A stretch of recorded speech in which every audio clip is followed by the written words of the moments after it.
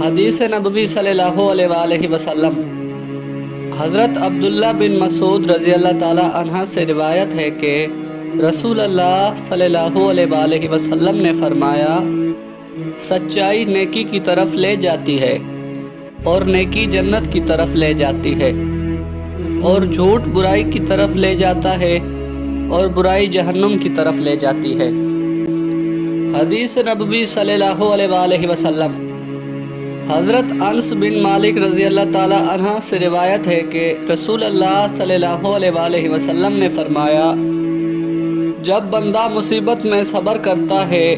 اور اللہ سے اجر کی امید رکھتا ہے تو اللہ اس کو اس مصیبت کا بہتر اجر عطا فرماتا ہے۔ حدیث نبوی صلی اللہ علیہ وسلم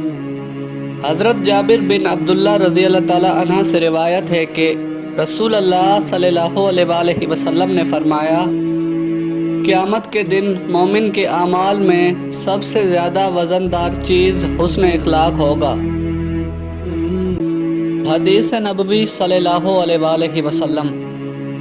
حضرت ابو ذر غفاری رضی اللہ تعالی عنہ سے روایت ہے کہ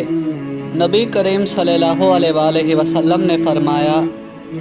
جو بندہ اللہ کے راستے میں خرچ کرتا ہے اللہ اس کو اس سے زیادہ عطا فرماتا ہے۔